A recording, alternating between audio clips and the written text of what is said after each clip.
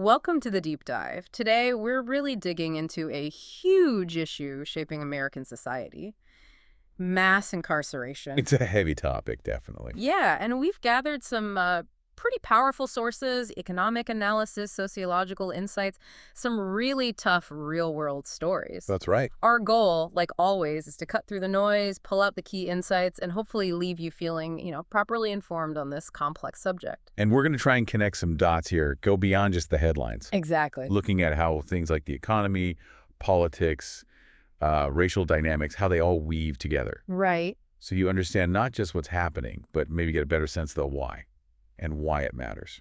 Okay, so let's start with the core concept from the sources. Yeah. This idea of the dual economy. Hmm. Basically, picture American society kind of split. You've got the FTE sector, full-time equivalent, think stable, often higher wage jobs, maybe with benefits. The more secure side, yeah. And then there's the low-wage sector, less stable, maybe gig work, lower pay, fewer benefits. Right, so how do these two sides interact? Well, that's where this Lewis model comes in.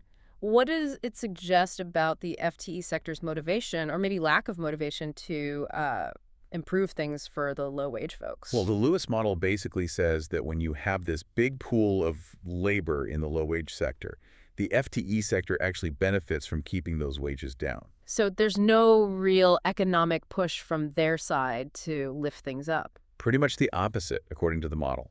It keeps their own labor costs in check indirectly. Now, add to that what the sources call racecraft. Okay, what's that? It's about how society kind of imposes meanings onto race, shaping perceptions, shaping treatment, and then there's white rage, that backlash against perceived threats to white status. And these things generate fear. Yeah, fears of, potential revolt from black and brown minorities, which then leads to active repression. I see. And that connects to that term majority-minority. Exactly. It's this sort of oxymoron that captures the anxiety some white people feel about maybe becoming outnumbered, even as, projections do show minorities becoming a collective majority around 2030 or so. So you've got the economic pressure for low wages, and you've got these racial anxieties. What kind of political plan emerges from that mix? Well, the sources suggest a pretty clear one. The very wealthiest, their main goal is often lower taxes. Simple as that. Okay. The broader FTE sector, though, they're not always pushing to just, tear down the whole welfare state built up over the 20th century. They're okay with it existing, but cheaply. Exactly. As long as it functions at a low cost. It's really only the super rich, the sources argue, who consistently want to dismantle it completely. And this is where mass incarceration fits in explicitly. This is the direct link. Sociologists, they've shown the race and incarceration connection for years. Right, that's well established. But the connection to income distribution, to these economic drivers we just talked about, that's often missed. So how does the plan work? It kind of unfolds by cutting resources to government welfare programs first. Making them less effective. Right. Quality drops. And then that becomes the argument for the FTE sector to say, see, government can't do it, let's privatize. The private-public oxymoron you mentioned: schools, colleges, and jails. Especially jails. For the wealthiest, privatization can become almost an end in itself. Yeah. Not necessarily about better results, just privatization. So mass incarceration isn't just about crime control. It's a tool. A strategically useful tool, yeah. For maintaining that economic hierarchy, maintaining social control, and using those racial fears to justify policies that hit low-wage communities hardest. Okay, thinking about government spending, there's one area the FTE sector generally likes spending on. Oh, yeah. The military. Right, and our sources say this support kind of spills over into what they call the militarization of government services, especially policing. Absolutely. You see the Pentagon giving surplus military gear, like actual battlefield equipment, to local police forces. So they start looking and acting more like soldiers. Exactly. Like paramilitary units. Yeah. Using gear similar to what was used in Iraq. It's a striking shift. How does that actually play out on the street? The sources must have examples. Oh, they do. A really chilling one is Ferguson, Missouri, 2014, after Michael Brown was shot. I remember the protests. Right. And the police response. They rolled out in a fortified military personnel carrier. The signal was unmistakable. They saw themselves as being at war with the black residents protesting. Wow. And the aftermath. Well, the local prosecutor didn't indict the officer, but later a federal investigation found the Ferguson PD had been violating equal protection laws. basically funding itself by hitting black residents with fines for really minor stuff. Mm. Traffic violations, missed court dates, a constant stream of fines. So the Ferguson story kept going. It did. Yeah. The city and the feds agreed on reforms, but then the city apparently reneged. So the Department of Justice sued them. Yep. And then the city needed to replace that fine revenue somehow. Guess what happened? Let me guess. Property tax hike failed, sales tax hike passed. You got it. Voters rejected the property tax increase, paid mostly by the FTE sector, but approved the sales tax increase, which hits the low-wage sector hardest. A perfect example of that dual system in action. It really is. Punitive fines, replacing property taxes, forcing the poor to pay for social control. And the sources say, the future of actual legal policing in Ferguson, still pretty uncertain. It paints a picture of this dual judicial system, doesn't it? Absolutely. The FTE sector pays taxes, maybe gets an occasional fine. The low-wage sector faces constant fines, and if you can't pay... You risk jail time for not paying the fine. Exactly. And this pattern, racist policing, the endless fines, maybe some limited federal intervention that doesn't fix the root cause that's played out in city after city, just grinds down social capital. Any other examples that show this blurring line? Well, there was the Dallas incident in 2016. Police used a bomb disposal robot. To kill a sniper, right. I remember that. Yeah. And that really raised eyebrows, even within law enforcement itself. Like, where does policing end and warfare begin? And it's not just policing domestically, is it? This militarization idea extends to immigration, too. Profoundly. Immigration is incredibly complex, but it often gets boiled down to just border control. Which leads to military-style solution. Inevitably. And those solutions, the sources argue, they just don't fix the underlying tension between businesses needing Latino labor and some white workers fearing competition. And who suffers? Latino immigrants, overwhelmingly, sometimes tragically. There's a heartbreaking specific case mentioned. Nelson Fernandez. What happened to him? Legal permanent resident for 26 years, faced deportation over a really old minor offense from 1992. And while he was locked up, he was denied medical care. That's horrific. It is. And it highlights how this militarized approach, especially using incarceration, lines up with that bigger goal: repressing potential opposition from Black and Latino communities while the welfare state gets chipped away. And the war on drugs is key here. Absolutely central. It's been the main vehicle, really, for devastating Black and brown communities through mass incarceration, a uniquely American mix of race and class politics. And the timing Isn't accidental. Mass incarceration really takes off around 1973, right after Nixon declared the war on drugs. Okay, let's talk about the costs. Because this system, it's obviously not cheap, financially or, well, humanly. The numbers are pretty staggering. States spend something like $50 billion a year on prisons. Okay, $50 billion. How does that compare to, say, higher education? Well, states spend about $75 billion on higher ed. So not that far apart. Not at all. And imagine, just think, if we could cut those prison costs in half, that frees up enough money to slash college tuition by 2/3. Wow, that would make a huge difference to student debt. A massive difference. Well, yeah. But there are also hidden costs, right? Things that don't show up in that main budget line. Like what? Like the cost of holding people in local jails just waiting for trial, often because they can't make bail. That adds maybe another half again, as much to the real cost. So the $50 billion is just the start. Right, and costs vary wildly. The sources mention 2 counties, one in Kansas, one in New Mexico. Average inmate cost in one was double the other. Why the difference? The lower cost one had actively worked to reduce overcrowding in its jail. That saved money on things like farming inmates out to other counties, needing extra staff. So reducing jail populations actually saves taxpayer money. Substantially. And even a state like Massachusetts, seen as pretty liberal, spends about as much on locking people up as it does on higher education. Which goes back to that Lewis model again. It helps explain it, yeah. The FTE sector might not want high incarceration, but they tolerate policies that lead to it, especially when it mainly affects the low-wage sector. Let's talk about the human cost more directly. Bail practices seem crucial here. Devastatingly so. Bail often has little to do with whether someone's actually a flight risk, and it's discriminatory. How so? Example from the sources: Cape Cod. African Americans there face bail amounts 4 times higher than whites for similar alleged crimes. 4 times higher. Yeah. And think about someone poor. They can't afford even a small bail.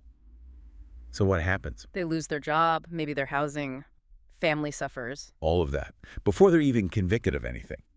The disruption is immense. And the impact on women specifically? It's been particularly alarming. The number of women in jail awaiting trial just exploded from about 150,000 in 1970 Okay. to 750,000 by 2014. That's a five-fold increase. Huge. And the biggest growth was in smaller counties. Attorney General Loretta Lynch said something powerful to sources, quote, "When we incarcerate a woman, we often are truly incarcerating a family." You can see why. The ripple effects. On kids, communities, support systems, it's just devastating. And the racial disparities overall are stark, aren't they? Incredibly stark. Yeah. The statistic is just shocking. 1 in 3 Black men can expect to go to jail at some point in their lives, 1 in 3. compared to 1 in 6 Latino men and 1 in 17 white men. That must have a massive impact on Black communities, especially economically. Huge. Makes it incredibly hard for ex-convicts to get back into the workforce. It's a massive ongoing burden. And is this disparity reflected in who's actually committing crimes, or is it about enforcement? Well, look at drug use. Whites and blacks use drugs at about the same rate. Okay. Yet black people are more than 3 times as likely to be arrested for marijuana possession. 3 times, even though usage rates are similar. Right. And marijuana arrests, now over half of all drug arrests. So you see the pipeline. Clearly. Black people are about 15% of the U.S. population, but they make up 40% of the prison population. 3 times the rate you'd expect based on population share compared to whites. And the sources mentioned even low-wage whites are caught in this. Yeah, they're actually the majority of inmates numerically. But the system keeps them down too. The sources describe it as functioning like a new form of Jim Crow. Affecting everyone in the low-wage sector, really. And think about who is getting locked up for so long. 3/4 of imprisoned drug offenders had no serious history of violence. Half are in the lowest criminal history categories. Yet they serve long sentences. Average expected time served is close to 10 years, thanks to mandatory minimums. This connects to another area where the system seems broken, the intersection with mental health. Yes, another critical piece. Way back, mentally ill people were often just treated like criminals. Until reformers like Dorothea Dix stepped in. Right, before the Civil War, pushing for asylums. But by the 1950s, those asylums became, well, pretty awful and inefficient themselves. So they started closing them down, moving towards outpatient care. Which sounds good in theory. But here's the massive flaw the sources point out. Lawmakers closed the asylums. But didn't fund the alternative. Exactly. They refused to fund outpatient clinics or proper diagnostic places. Add to that a 1975 Supreme Court ruling saying you can't just hold non-dangerous people. And judges' hands are tied. Severely tied. They lack resources. So what happens? Mentally ill people often end up incarcerated anyway, mixed in with everyone else. It's like we're back to where we were before the reforms. The sources must have a case study for this. They do. A really tragic one. The 2009 Isaiah Calaboo case. Tell us about that. Calaboo was a young black man, clearly troubled, history of violence, known mental health issues. He had repeated contacts with the justice system. But the system couldn't handle him, couldn't get him the right treatment. Apparently not. And ultimately, he committed a horrific crime. Raped and murdered a young white woman. Oh my God, and the cost. A total cost of just his judicial contacts plus life imprisonment. Over $3 million. Which is far more than treatment would have cost. Far, far more. How do the sources suggest we should view a story like that? We're 2 ways. One is cynically like a rerun of the infamous Willie Horton ad, just feeding white fear. Right. But the other view, the one the sources seem to lean toward, is seeing it as a huge warning sign that our system of mass incarceration is blinding us to the real needs of society. Meaning our system is terrible at telling truly dangerous people apart from those who are primarily sick. And because of that 75 ruling and the lack of funding, judges often lean towards leniency. Which is often the right thing for people with mental illness. But it tragically increases the odds of awful outcomes in rare cases like Calaboo's. And this lack of resources, it hits public defense too, right? Oh, absolutely. There was that big Supreme Court ruling in 1963 saying poor defendants have a right to a lawyer. Gideon v. Wainwright. Right. But spending on public defense, it's barely 1% of total criminal justice spending by governments. 1%. Has that gone up as caseloads increased? Nope. Hasn't budged, even while felony cases shot up nearly 50%. That's unsustainable. It gets worse. Almost 90% of states make poor defendants pay fees for their public defender. Wait, so you could be found not guilty. And still end up convicted for not being able to pay the bill for the lawyer the state had to give you. That's unbelievable. Louisiana, the sources cite, has a public defender waiting list over 2,000 people long. And where are they waiting? In jail. In jail. It's such a stark contrast to the wealthy, isn't it? the gilded cages idea. Exactly. And this brings us right back to privatization again.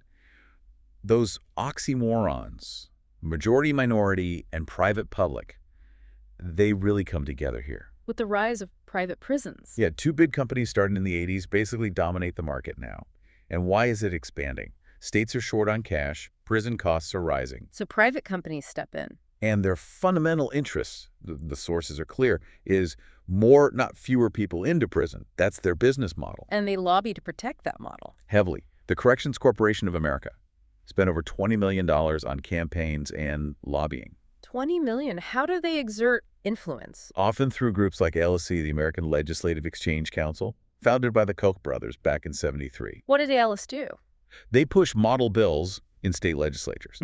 Things like mandatory minimums, three strikes laws, the very policies that blew up mass incarceration in the 90s. So they actively helped create the market for their services. That's the argument. And Martha Minow from Harvard Law, she critiques these private-public deals. What's her take? People argue for them because government programs can be frustrating, and maybe competition helps. But Minow says those benefits don't happen if information is not generated, or if people are not free or able to choose among options. And prisoners can't exactly shop around for a better prison. Or choose who transports them. So private prisons focus on profit by just warehousing prisoners, not rehabilitation, not reform. Then any savings they find? Go to the company, not back to society. There's a really grim example. Prisoner Transportation Services of America, largest for-profit extradition company. What happened? Their cost-cutting allegedly led to a prisoner dying in transit. And they drove 70 miles before anyone even noticed. Warehousing people. It seems the FTE sector, broadly, isn't that bothered by all this? Often, no. It's easy to classify low-wage people, especially minorities, as others. It doesn't directly affect most in the FTE sector day to day. And those scare stories, like Willie Horton? They're used effectively to justify getting tougher, to frame people not as having done bad things, but just being inherently bad people. It's so different from other developed countries. Night and day. Other advanced democracies have mostly reduced incarceration since the 70s. We went in the complete opposite direction. Massively. Is there any good news? Any signs of change? Well, the sources say the big picture is still bleak, but there are some bright spots. Okay, like what? Like the police chief in Gloucester, Massachusetts. Totally shifted the department's focus for drug addiction. From arrests to treatment. Exactly. Made a promise.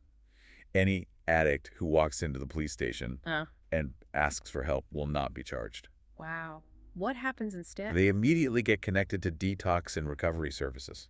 And that approach, it's actually gaining traction in the region, a real alternative. That's genuinely hopeful. What about other reforms? Most, the sources note, focus on helping people after they get out rather than stopping them going in the first place. Like restoring voting rights. Ban the box for job applications. Yeah, Virginia's governor restoring felon voting rights, the federal government banning the conviction question on initial job applications, a program in Western Mass training inmates for jobs.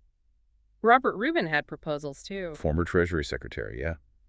Educating prisoners, removing barriers to jobs, housing, healthcare after release, all important stuff. But do these reforms tackle the deeper systemic problems, like those debts people face? That's a huge obstacle. Legal financial obligations, LFOs, these fines, fees, restitution costs just exploded in the 90s. And they stick around. For life. You often can't even discharge them in bankruptcy. It creates this two-tiered system of punishment. One for the rich, one for the poor. Basically, poor defendants often simply can't pay these debts. So they stay under court supervision forever, always with the threat of reincarceration. The sources call it reincarnation. That makes getting back on your feet almost impossible. Absolutely. Crushes reentry efforts, makes inequality much worse.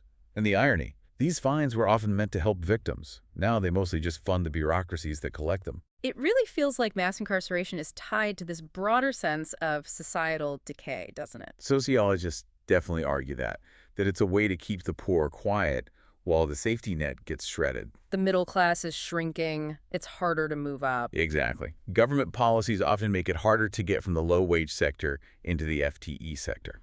So how does this all connect back in the end? Well, think about this. 40% of people in female-headed households, and remember, male incarceration is often why the household is female-headed, live in poverty. Their kids go to poor schools. There's a link between prisons and schools. A profound one. Mass incarceration went up just as school quality, especially in poor areas, went down. The sources argue these two policies now form an integrated system. How? As it gets harder to climb out of the low-wage sector economically, the FTE sector supports these social control systems like mass incarceration. And as more people, especially young men of color, are sent to prison, There's less pressure on schools to actually educate them. less pressure on the schools to try to retain and educate them. That's the chilling connection the sources make. Wow, okay. So bringing this deep dive together, it's clear mass incarceration isn't just about crime or justice, is it? Not even close. It's this tangled mess of economics, politics, race, Yeah. all tied up with the dual economy, the chipping away the welfare state, the militarization we talked about. A system with just enormous costs, financially and especially humanly, hitting the most vulnerable people the hardest. So maybe the final question for you listening is this. Given these staggering costs, these deep links to failing public services and lack of mobility, Mhm. what kind of fundamental changes, really fundamental ones, beyond just helping ex-inmates, do we need to even start dismantling this whole integrated system? And maybe just as important, where does the will, the political and social will for that kind of deep change actually come from? Yeah, that's the multi-billion-dollar question, isn't it? Definitely something to think about. Thank you for joining us for this deep dive today. We really encourage you to keep digging into these critical issues.